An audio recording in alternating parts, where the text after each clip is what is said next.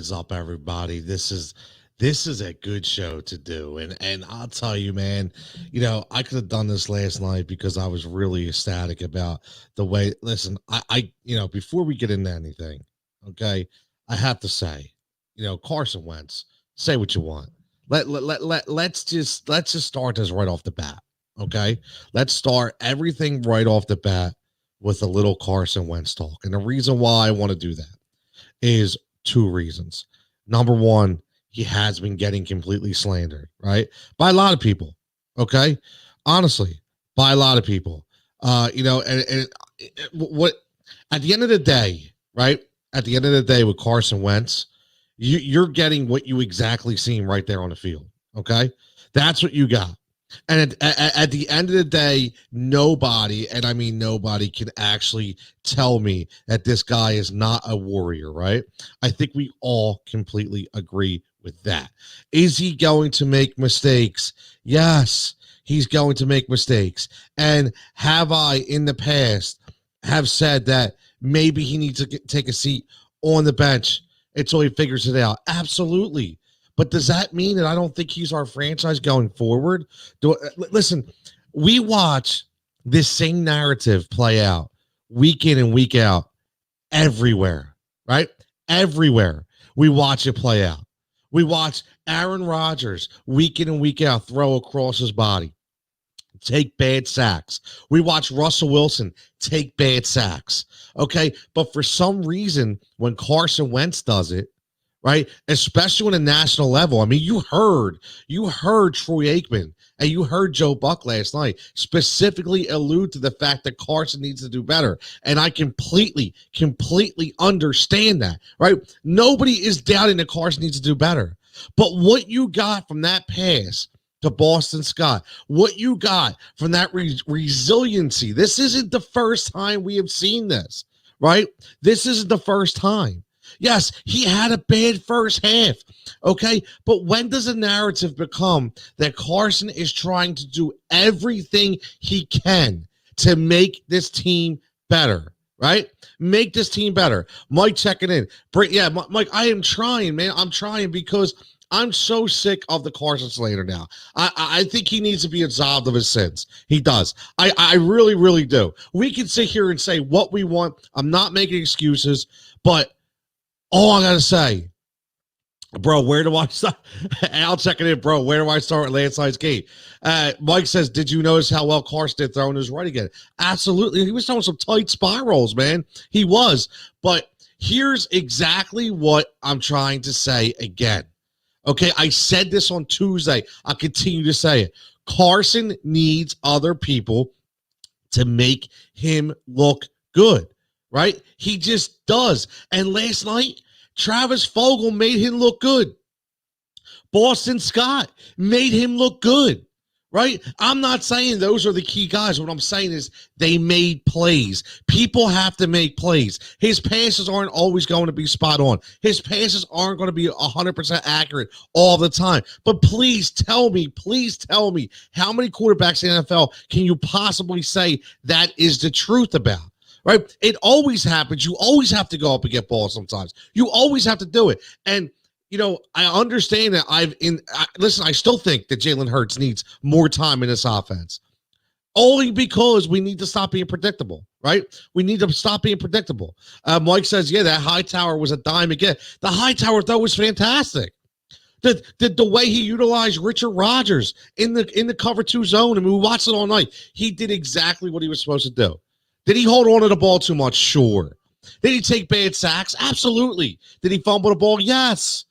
Right? I get it. Did he throw bad interceptions? He threw one. Yes. I get it.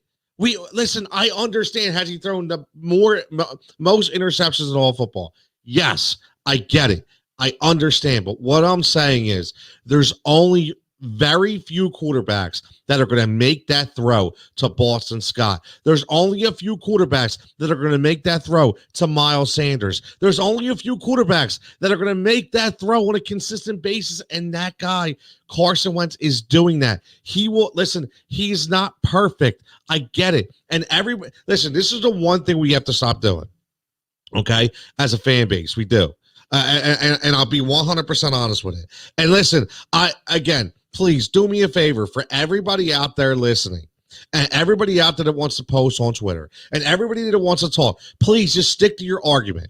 Either Carson's no good to you or Carson is the guy. Okay, don't go back and forth with each game. Don't hop back on. Listen, I've never said that Carson needs to get out of here, right? I've never said that. I've been very critical of Carson. I'm not ashamed to say that, but you could go back and listen to my words. I never advocated for getting rid of Carson. What I have said is that, yes, if he's hurting the team and you have to win now, then maybe you have to make a move. Okay. And I did say that if you do make that move, he doesn't come back from that. That's fine. Did I say I'm advocating for that move? All I said was my opinion on what could happen and what has to happen if certain things come in. But the problem is some people, okay, they go week to week, man. Give me a break. Stop. Don't give me 1 week that Carson needs to be benched, and the next week, oh, Carson's great. Stop it. Right there. When you do that, you have to insert your card, your fan card, your fandom card, your analytic card, your judgment card, your reporter card, and put it in the trash can because it serves no purpose to anybody. That's just you buying in and trying to troll a fan base that is way too educated for us to really buy in to your bullshit. That's what it is. So right now, are you with him or are you without him? And I'm telling you right now, I am with him. I've said this before. I'll say it again. Okay, Scotty, what's up, man? My man Scotty checking in. We don't understand Carson is. Exactly. Not everyone is Patrick Mahomes or Russell Wilson. And that is the problem. We want to consistently compare Carson Wentz to elite, right? We want to consistently compare Carson Wentz to the elite of Tom Brady. He's not that guy. Okay, stop putting him up on a pedestal. And again, the people that want to say that he's up there, we talk about this, well, we paid him to be our franchise. Everybody pays a franchise quarterback.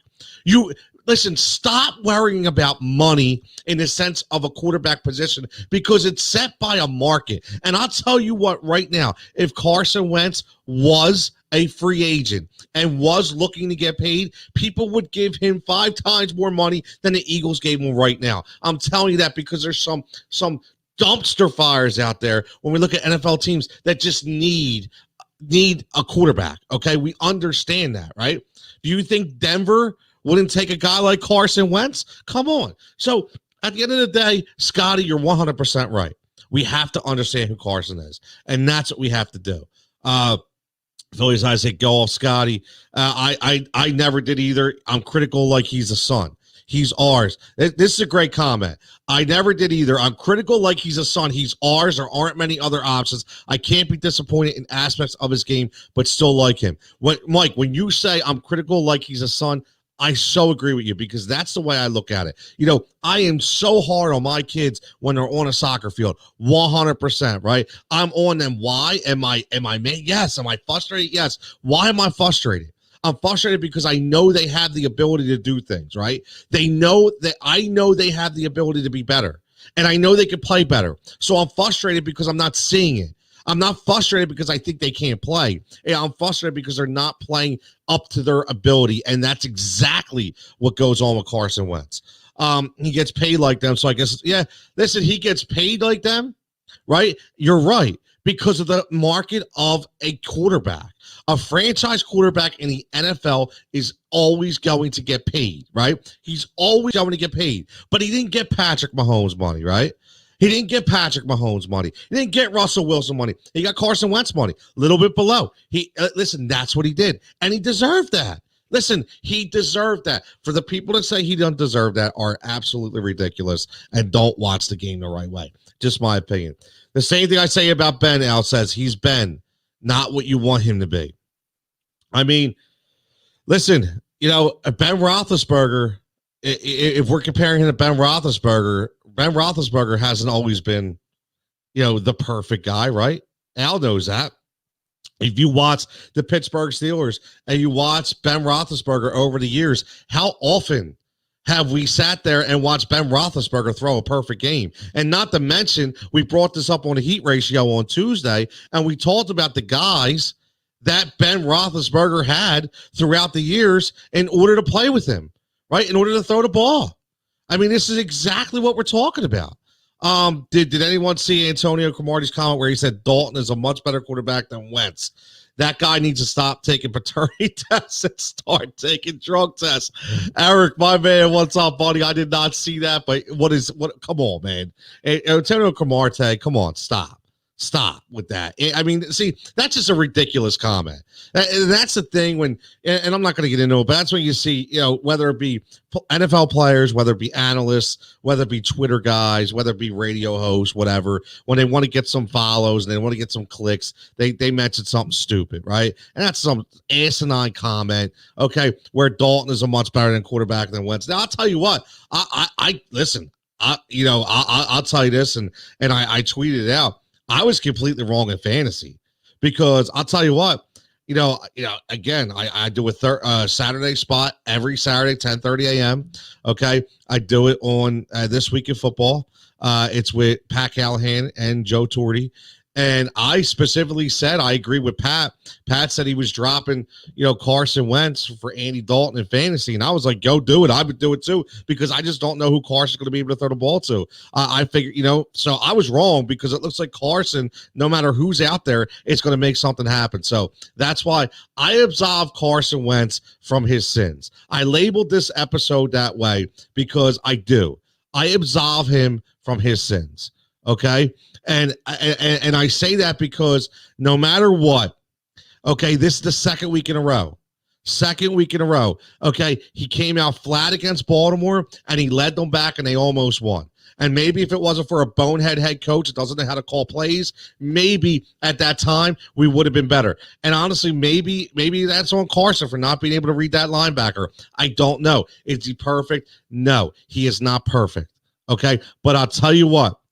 We could get into the argument right now. If we could take all the NFL quarterbacks right now, tell me how many you're taking above Carson. It's as simple as that. Where does Carson fall? Is he in the top tier of the NFL? If there's two tiers, top tier, bottom tier, he's obviously in the top tier. He's obviously in the top 15, right? So, yes, at the end of the day, we have a guy who we could trust, to not only not to be perfect, but to keep us in games, right? He's going to keep going. He's going to keep us in games. Al says, yeah, Wentz says a game of 30 points. Al, he had a huge game last night. Huge game. I didn't see Carson Wentz being a fantasy staple. I didn't. Not this year, not with everything going on. Okay, I didn't see it, but what he was able to do last night, okay, rolling out of the pocket, throwing, listen, some of the darts he was throwing, yeah, did he miss guys? I get it. I mean, there was a point. Here's my problem, okay? There was a point in that game where he was 4 or 5, and he started off 4-4, and he missed one throw. I think it was to Fulgham. Fulgham was wide open, and he missed it. And everybody came out to where right, they're done. I'm done with Carson. This is ridiculous. Carson stinks. This fan base has to get off of that, man. The guy was 4 or 5. Okay, if you expect Carson Wentz or any quarterback for that matter, week in and week out to be 15 to 16, okay, you're sadly mistaken. How would you like to be a Minnesota Viking fan right now and have Kirk Cousins as your quarterback? Let me know. How would you like to be the Washington football team right now and have Kyle Allen going out there? How would you like to be that? I mean, honestly, think about the scenarios around the league. We got to stop. We have to be thankful for what we have. He's not perfect. He's never, listen, he is not. We have to, I think one of the biggest things is in 2017 when he had the 33 touchdown start, okay, and he was on the MVP chase, the MVP level, and everybody was saying this is the next heir apparent, this is the next Tom Brady, okay? Everybody was saying that, okay? And I think that's still in our heads, and I think we have to get that out of there. We have to get that out of there. We do, okay? Because go back and say what you want and look at what he's been able to do. Okay, you have to be able to say to yourself that we have a franchise quarterback. We have a guy who will not quit. We have a guy that will always keep us in games. Will he make mistakes? Yes. But my thing is, this isn't Brett Favre throwing a ball up and just hoping. And again, Andre, what's up, buddy? Back like I never like. Yeah, it's been a while, Andre. I don't know what's going on, brother. What's going on? You gotta get in the mix here. Now I'm just kidding. Hope everything's good, buddy. I really do. Mike says he's not 10 or 12 ranking completion. He's 30 or 31st. Not acceptable though. Leads the league in interceptions. Not acceptable. I agree. Okay, I agree. But here's the thing, man, and I'm starting to, I'm starting to understand this a little bit. Okay. And I know everybody's not going to agree with this. And I try to look at everything as realistically as possible. And I try to give my, honestly, I try to give my opinion, based on evidence. And I don't make injuries an excuse. I never will. Okay. But what I will say is that when you watch Carson Wentz and you watch, he's trying everything he can do. Plus more. He's trying to do things he shouldn't be able to do. Okay. You know why? Because he knows this team is struggling. He knows this team is struggling. And I'm sorry, they're not struggling because it's Carson Wentz. I refuse to buy into that content. I refuse to buy into that narrative. The Philadelphia Eagles are not bad because of Carson Wentz. That needs to stop now. Okay. This team has been unprepared. Okay. This team has done things that make zero sense. And it's 100% on the coaching staff of this team. You could say what you want. Okay. We should have won that Baltimore game. We should have won that Baltimore game. I'm telling you right now, we should have had a 2-point conversion, went on and won that game. My opinion. Okay, we got lost because of Doug Peterson. Doug Peterson almost lost us the game last night. Okay, he almost lost us the game last night. And how many times did Jim Schwartz lose us a game? So I am sick and tired of everybody putting this on Carson because this is not Carson's fault. Sorry. Mike says we were bitching about how he's not top 5. Then I get it. Listen, man. At the end of the day. In my opinion, he was never top 5. I think he was top 10. And now I say he dropped to top 15. Okay. And so he can get everything back. But, I'm going to retract what I've said before. And say that, a lot of it has to do with the way this team is structured right now. 100%. Andres is a frustration as we know he can do it. Yep. But the organization needs to make the moves to help him be successful. I kind of agree with that. Molly, the Duchess checks in. Long time, Molly. I don't know. Molly's been hiding too. I'm Molly and Andre. I don't know what the hell's going on over there. I've been doing these streams. I ain't seen nobody, but that's okay. Nah, I'm just kidding. The NBA is quiet, so he has no A-bomb for his Jigsaw. Yeah, you're right. The NBA has been quiet. But next week, we're going to start talking all about basketball. Because we got 10 days. 10 days. Okay. There is going to be no Monday morning when we talk about the Philadelphia Eagles. Al second lane and MCL sprain. D-Jack's high ankle sprain on IR. Al, I seen that right before I went live. I think we can say goodbye to D-Jack's and Lane Johnson. Can we say enough of Lane Johnson? What a friggin' warrior this guy is. Seriously. I have no idea, where this guy gets the strength and and the ability to be able to just play in a dogfight. I tell you, man, sometimes you have players that they emulate toughness, right? Just by looking at them. And when you have a team that's led by guys like Jason Kelsey and Lane Johnson and Carson Wentz, that's why they don't give up, man. That's why they don't give up. And these guys, that's one thing I got to tell them, man. Lane Johnson, dude, is the definition of a Philly athlete, 100%. He's got that Brent Selleck grit, right? He's Brent Selleck all the way. He's got that Brian Dawkins grit. I mean, it's unbelievable what he's been able to do. I saw 3 or 4 names last night where I was like, who is that guy? Mike says, I agree, Mike. I mean, we don't even know who some of these guys are. He's throwing the ball. Jake almost lost us that game too. Jake Elliott, I'll tell you, man, 29-yard field goal, Number one, not only did he make me lose my block pool bet because I had 0-0 for the second half. Thanks a lot, Jake. You got one job to friggin' do, bro. One job to do. It's a 29-yard field goal that you missed. Come on. I mean, it's unacceptable. That is unacceptable. And I know, last week or at the beginning of the week, I said, listen, I don't want to talk about the kicker, okay, because that was the least of my worries. But I'll tell you what, as this offense starts to get rolling a little bit, and we do start to get positive yardage and be in position to get points, this is a problem. And for all you people to say cut Jake Elliott, you're not cutting Jake Elliott, okay? He counts for $8 million a year against the cap, bro. We're not cutting him. Unfortunately, he is with us, so he needs to get this shit figured out. He needs to get it figured out quick. Why the hell, Al, thank you. I'm glad you said that because that was going to be my next direction. Why the hell is Doug running Wentz like he's Lamar Jackson? Okay, this is where I say the problem is coaching again. And you hear what Doug Peterson says, and you know how much sense he makes? Zero. In one statement, he says, yeah, we got to keep our quarterback healthy and unscathed. Carson has to learn not to take hits. Well, hey, Doug, wake up. Maybe if you're not running him like he's one of the best running quarterbacks in the NFL, maybe you wouldn't have to worry about that. The reason why Big Ben has so many issues throughout his career is because of the way he was hit and the way he exposed his body. Listen, I understand that you like Carson Wentz running the ball because he's a big body, but I'm sorry. When you have guys on that team, even a la Jalen Hurts, okay, to be able to run the ball, please do not keep running it with Carson. And on top of that, let me also say this. On top of that, I will say it again. You do not have to keep Carson Wentz on the field every time Jalen Hurts comes in. Okay, you're just asking for an injury to happen. I don't want to see Carson blocking, man. I don't want to see it. It's ridiculous.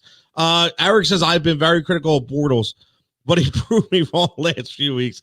Eric keeps compared Carson Wentz to Blake Bortles. I don't know, Eric. I don't think Blake Bortles was making that throw to Miles Sanders. I don't think he's making the throw to Boston Scott. I don't see it. And I'll tell you what, that game last night, that throw to Boston Scott, and again, there's defining moments in everybody's career. There's defining moments in sports.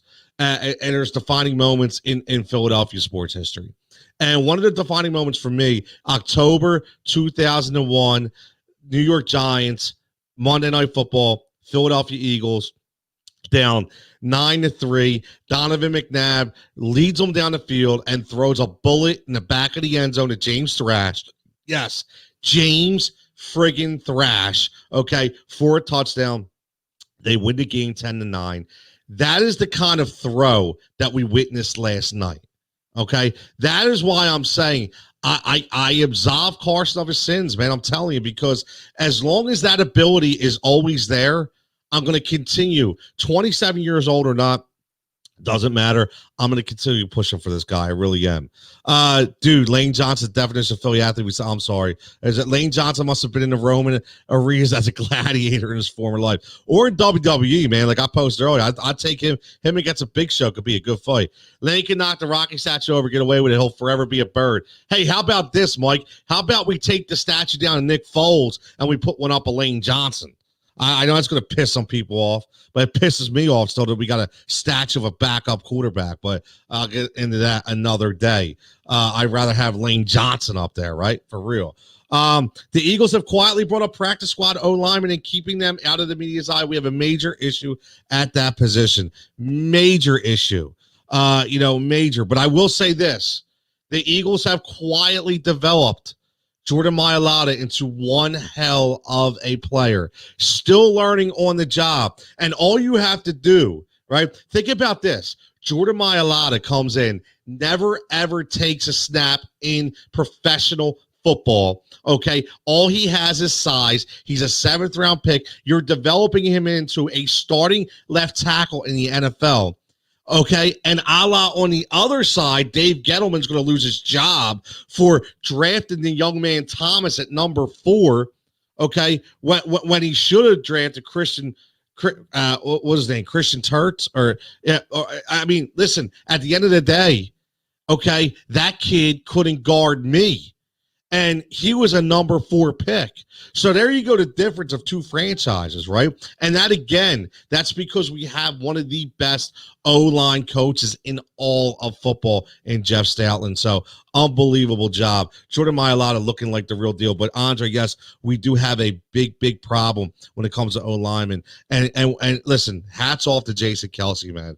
For real. Jason Kelce is, one thing, Lane Johnson, the Warrior, but listen, Jason Kelce is an assassin. If you watch him on the football field and you watch what he does, he is unbelievable, man. The amount of push that he gets for his size, the amount of coverage that he commands at that position, unbelievable.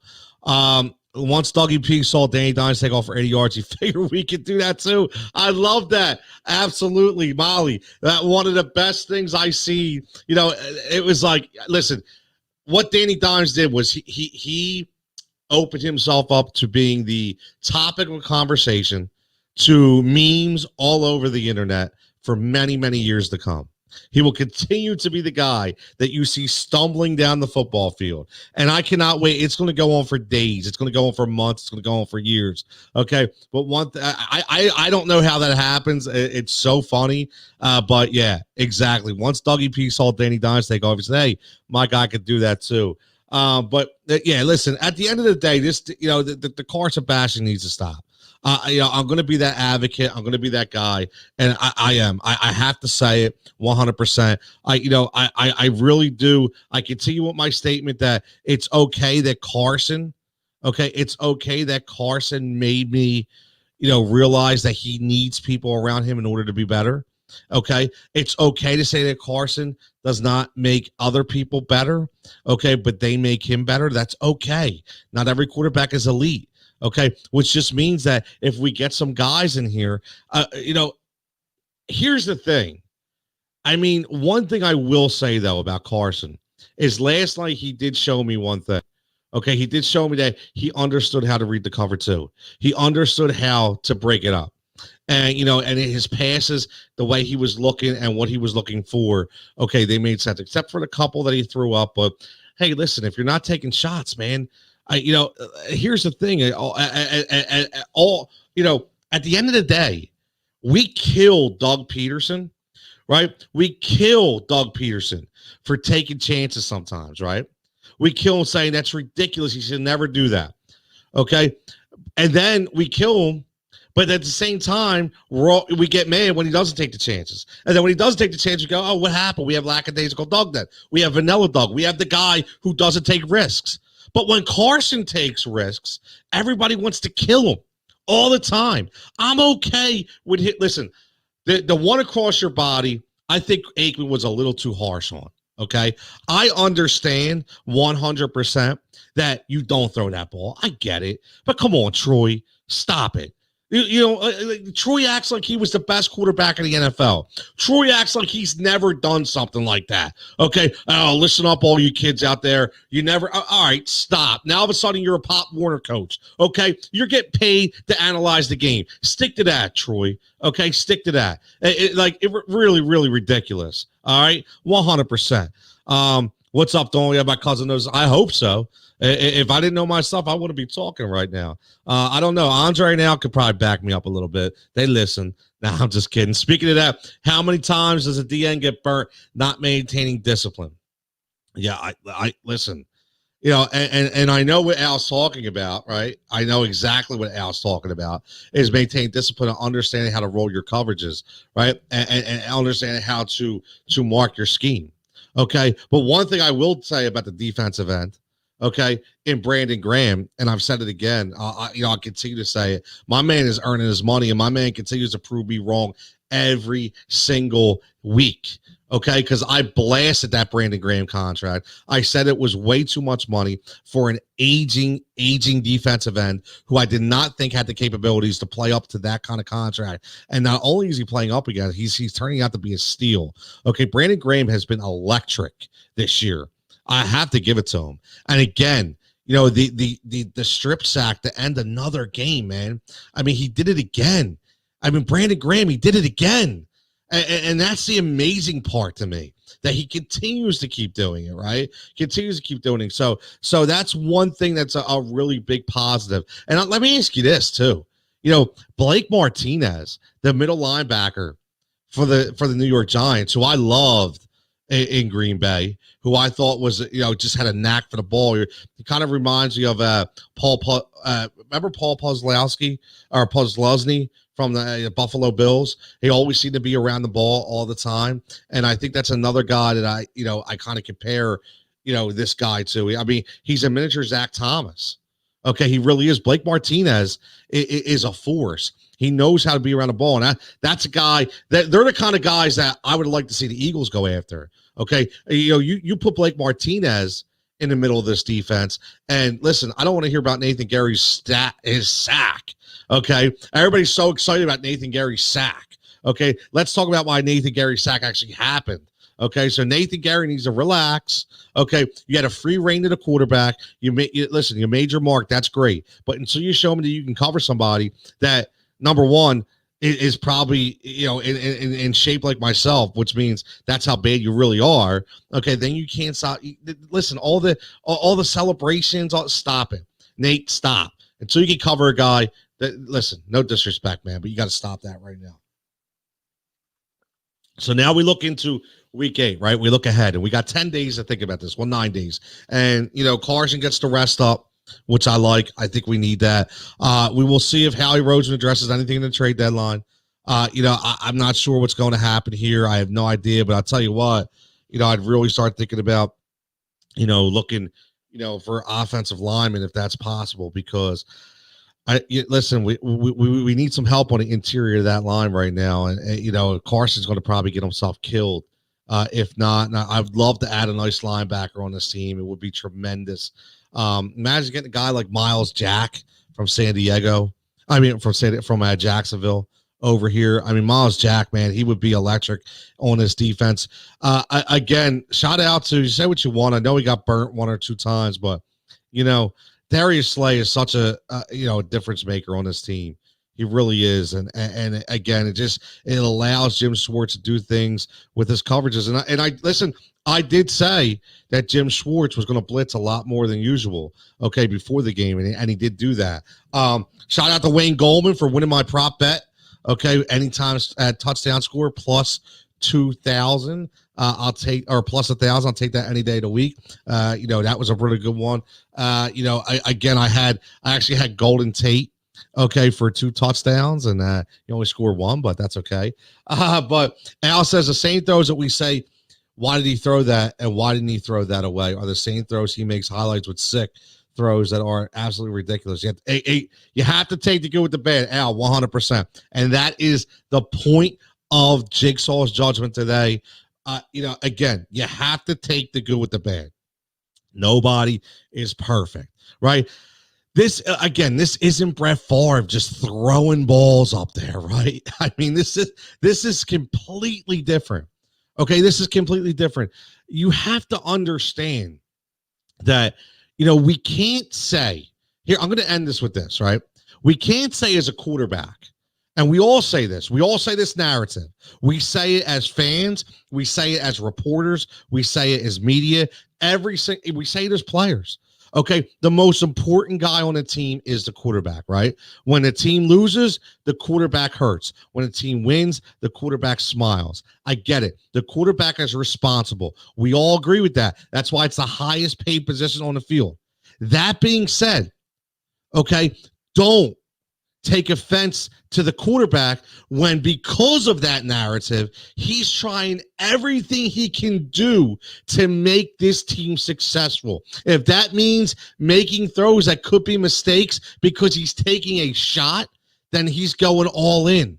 And I love every minute of it. I do. Don't stop. Listen, don't stop. What narrative do you want? Do you want a narrative that says Carson is gun shy, which he was in the beginning of the year? Or do you want a narrative that, Carson, sometimes he throws a ball that maybe he shouldn't throw every now and then? Okay, you can't have to go with the bed. Do you want Jimmy Garoppolo? Honestly, do you want Jimmy Garoppolo? Let's be honest with ourselves here. Do you want Jimmy G? Who sits in the pocket and cannot move, and if he's touched, he throws a bad pass. Okay, if his players aren't wide open, he doesn't throw the ball. Do you want Jimmy G? I don't think you do. Okay, so we are talking about a completely different slate here, 100%. This is the last 3 years, our season turnaround against the Giants, and let's not forget this was a winning drive in a game situation. Again, you're right, Andre. That's what I keep saying. This was a game situation, just like a game-winning situation. Okay, this is why we were labeling Carson as clutch. Right. Well, I think we were labeling him as clutch because of these certain situations. That ball to Boston Scott, the ball to Miles Sanders. These are two balls that don't get thrown by many other quarterbacks, man. It just doesn't happen. Andre says, I think he's risking more this season because he has to. Yep, 100%. When he gets people back in, then he can relax a little. Right now, you do what you have to do, bro. 100%.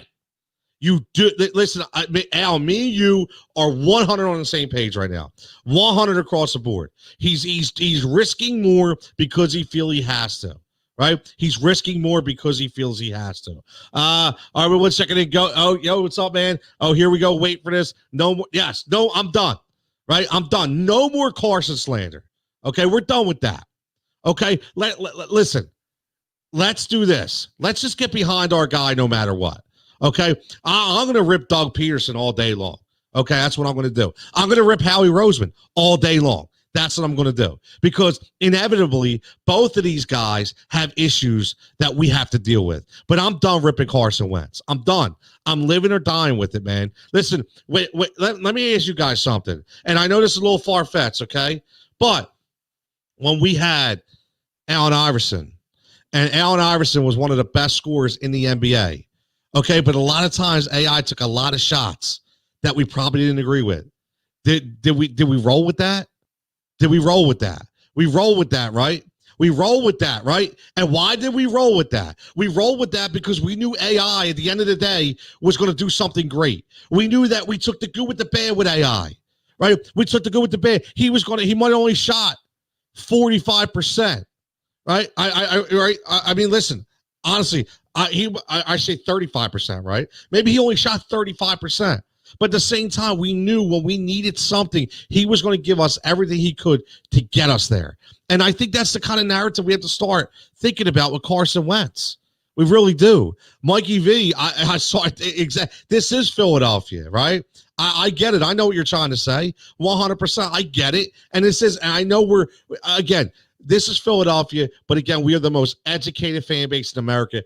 Make no mistake about it. Say what you want. That's who we are. That's who we will always be. We know about routes. We know about wins. We know about losses. We know about contracts. We know about trades. Okay, we don't need Ian Rappaport, okay, Mr. Manscape himself, to be tweeting out things on Twitter saying, hey, we know that this is going to happen. I go on this stream right now, Jigsaw's Judgment, Heat Ratio Sports. We're Philadelphia right now. I got Al. I got him tweeting to me, talking about injury reports. I got Andre dropping A-bombs, talking about who's in the Ritz waiting for an interview, who's going to be the guy on the Sixers bench, who's going to be the trade target.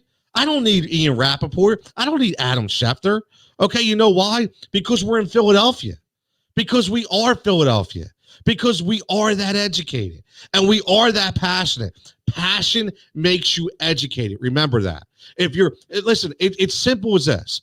If you're passionate about something, you never stop studying it, right? It's an easy scenario we say to students all over across the world. We say, listen, when you're in college, what do you want to do? If you're in college, you're going to school to get your degree in some kind of department. Whatever that department is, you damn sure better be passionate about it. And if you're passionate about it, what do? You continue to school yourself on it. Continue to want to get better. That's what we do as Eagles fans. That's why passion equals education. Right? That's why. Will Sexton, 100%. Eagles fans are the smartest in the league, and I'm from and live in Kansas City. Listen to that. Right there. There you go. There's a KC man. Right there. There's an Andy Reid guy.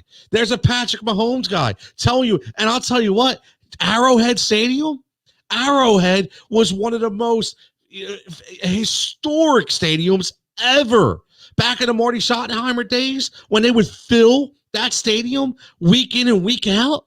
Was there anywhere else you want to play than Kansas City? You talk about fans and passion. Here's a Kansas City guy from and known in Kansas City saying he understands what we do here in Philadelphia. That is our rep, okay? That is our rep. That's what we do. The haters can say what they want, but if it wasn't for Wentz, we'd be 0-7. Let's be honest. That's 100%, man. That's 100%, Al. 100%. We would be 0-7. And I'll tell you what, a couple more plays, and we wouldn't be 0-7. And we wouldn't be 1-5. And or we wouldn't have been 1-4-1. And now we wouldn't be 2-4-1, right? We'd probably be closer to 500, but that's for another day. Andre says, let's see what we do somewhere else. Look, why we didn't run some screens, John, stacking lines. Doug missed on that all game. That's why Carson was stuffed in the run, except for the touchdown. Andre, exactly. That's why I'm going to continue to kill Doug Peterson. Doug Peterson's play calling sucked again last night. It was a freaking train wreck. Again. Well, you take two-point conversions and you run the same goddamn play each time. Why? Explain to me why. Why is it 3rd and 1 and you're running with your midget back instead of your power back? What are we doing here when you know they're stacking the front and you're dealing with an offensive line that's practice squad players like Al said and Andre said earlier? I mean, come on. This is not rocket science. But again, we're educated. We're smart. We see that. That's why we asked the question. However, I'm a huge Eagles fan. Don't get it twisted. Been a fan since 04. Listen, man, absolutely. I agree. I love it. Okay, I love it. And listen, it's come full circle for you as well, right? I mean, you've seen Shady McCoy. Not like I'm a big fan, okay, because of, extracurricular activities. But at the same time, you've been able to, embellish into his glory as a Philadelphia Eagle and a Kansas City Chief. Obviously, you have Big Red out there. You're willing to, flip sides when he doesn't get a ring here, but he gets one in Kansas City. I mean, listen, now you're beasting out there in Kansas City. Now you got Lev Bell. I mean, wow. Unbelievable. Andre says, my son even said to me, Clement should have run 2 screens. That could exactly. I listen, can we start asking a question before we get out of here? What the hell happened to Corey Clement? Like, did he have like an OnlyFans page somewhere and got caught? Or like, did somebody not like him? Or I don't understand. I mean, he was almost the MVP of our Super Bowl run, right? He played unbelievable in the Super Bowl game itself. And then all of a sudden, I know he gets injured, but it seems like no matter what, when he comes back, he just can't get on the field. Like, he's not being utilized. I don't understand it. Because right now, I'm sorry, but Boston Scott would be my 3rd down back, and Corey Clement would be my 1 and 2. I don't even know, man. You know what? I don't know if he does look washed, though. Well, honestly, even in rotation, because last night he had a couple plays where it looked like he had his legs within him. He looked strong again. He took that, he bounced it out to the outside, and he ran over a couple tacklers. I don't know, man. Right now, I mean, they're using a rookie in Huntley before they're even using Corey Clement. So very, very strange to me. I don't know what's going on with that scenario or that situation. But we definitely need Miles Sanders back. I'll tell you, man, we get Miles Sanders back. Listen, Deshaun is done. I think we can all assume that. Alshon, you're not seeing Alshon take a snap. I don't know what's going on with Zach Ertz, but his head's not in the game because of a contract situation. The biggest thing we need is Miles Sanders, Dallas Goedert, and I think we need one guy, man. We need one guy. But I'll tell you what, again, that Greg Ward kid, he just keeps getting it done week in and week out whenever they called his name, right? I want Huntley to get more touches. Huntley looked pretty good, man. I'll tell you what, he didn't look bad. I know it was the Giants, but he held onto the ball, and he didn't have any ball control issues. And I mean, I didn't see him out there picking up a blitz because I don't think he was in for any of those scenarios, but he didn't look bad at all. Al says it's another thing. Enough is enough at the bye. Doug has to give up. Absolutely. I mean, we all heard about the Steve Scarangillo, and we hear all about these offensive masterminds that we have. And again, here's the thing, Al. I think you'll agree with me here. Doug, give up the play calling. That's fine, but please, I'll tell you what. If they give up the play calling and they give it to Marty Morningweg, I'm out. I'm out. Marty Mornhinweg is the biggest stiff in the NFL. Okay, I had no idea how this dude still has a job. Me and Mikey Googs on the Heat Ratio continue to talk about it each week. How does this guy continue to have a job in the NFL? Okay, so please, if you're going to give up the play calling, please don't give it to Marty Mornhinweg. That's all I got to say, because that's going to be a nightmare. I'll tell you that. Will says, in Hightower, I trust. Listen, Hightower looks like a real deal, man. He looks like he could actually develop into something here. I mean, that could have been a really good pick. I mean, I listen, one thing's for sure. Let's see how I will give these guys this. Hold on. Let me say this, because I think this makes sense. One thing for sure, right now, without the number one receiver on this team, okay, and not meaning they don't have a number one receiver. If they have one, it probably would be Deshaun Jackson if he was healthy, right? But without a number one receiver on his team, these guys are still finding a way to find open spots and coverages. They're still finding a way to get open a little bit. Okay, so that a lot needs to be said about that. I can give them that. Okay, the other thing is what we talked about earlier about Carson trying too much is you have to remember, maybe these guys at certain points on certain routes aren't getting the separation that they need to get, but Carson is trying his best to force it in there. We also don't know if it could be a little bit of adjustment on a route. Maybe that kid's not not turning at the proper time. He's not curling at the right time. He's not taking the he's not taking the look that's ahead of the defender instead of behind the defender. Maybe maybe those kind of things are happening. We don't know. So I'm willing to give that benefit of the doubt now. I am. I've calmed down. I've readjusted focus here, and because last night just showed me, no matter what, man, I'm going to take the good with the bad. The Carson slander has to stop. 100%. These guys are young. I think early on, I think the pressure got to them. Yeah, 100%, man. Listen, I think so too, and I think they're starting to develop. And I'll tell you, man, I'm actually wrong, because at the same time, oh, look, A-Bomb, tune into the 6 conversation on Tuesday called Real Talk. Andre, I'm tuning in. I got my pass. Did you get your pass? Did you get your invitation? I know I got my invitation through email. I sent it in. I got the response back. So everybody, I think it went out to anybody who's on the Sixers email list. So if you're on that Sixers email list, check it out. It's going to be a really good conversation with Dr. J, for real, 100%. The real doc of Philadelphia, like Mr. Glenn Rivers said, right? The real doc of Philadelphia. But again, I'm just 7 p.m. the 27th on Tuesday. So check it out. It's going to be perfect, because Heat Ratio goes live at 9 p.m. So I'm going to listen to some Dr. J, and we're going to roll that right into the Heat Ratio live, episode 133.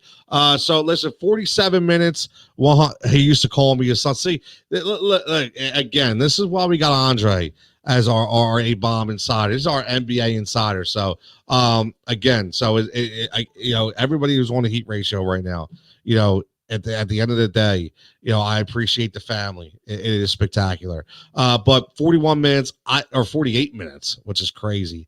I was only going to go it's funny. These streams, I say I'm going to go 20 minutes, right? And they turn into being 40 and 45. And that's because of all the support I get from everybody here. So we had a great contest last night, on the Heat Ratio. I actually finished first in my bracket. We had over 128 people join, which was awesome. Gave away a free jersey. That winner will be announced by the end of the week. We are going to have more giveaways coming up as well. I got a sponsor lined up for our trivia question each week. So whoever gets a trivia question will win some kind of a prize. That's courtesy of the Heat Ratio.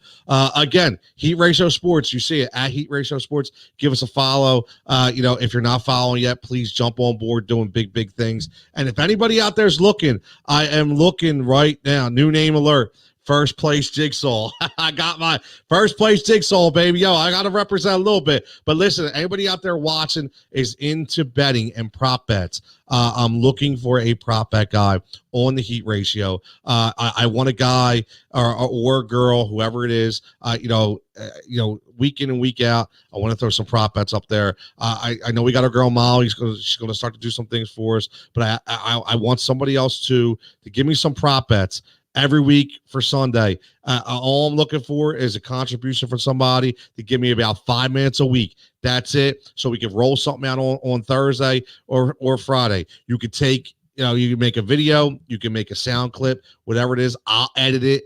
I'll throw it out there. I'll throw the background up there. I'll post it. But I'm looking for a heat ratio sports prop guy. So if anybody knows that, or a heat ratio sports prop girl, if anybody knows anybody's interested, please let me know. Remember, I can tell you this. Obviously, we're on all social platforms. Okay. We're on Fox Sports The Gambler. We're on PhillyInfluence.com, iHeartRadio, iTunes, Spotify, TuneIn, Google Play. I mean, listen, I'm everywhere, with this brand. So if we're going to be everywhere and you want to join this family, you'll be everywhere as well. I can offer you as much opportunity as possible. Again, everybody, thanks for tuning in. As always, it is Friday. So get out and enjoy the weather. Have a wonderful weekend. And as always, stay safe, stay healthy. And don't forget, lock that dial. Fantasy football Sunday service, 9:30 a.m. Sunday morning at Fox PHL Gambler. Also, don't forget 12 noon at Heat Ratio Sports, getting you up to kickoff. Listen, no birds on Sunday. This is a full red zone day. So for all my fantasy football lovers out there, this is what dreams are made of. Put up your feet, get your red zone ready, and watch it all day long, right? And again, don't worry about not have to watching the birds and feeling guilty about watching some red zone, because at the end of the day, the birds already played. We got to win. And now we look forward to our next game against Dallas. As always, stay safe, stay healthy. Catch you next time.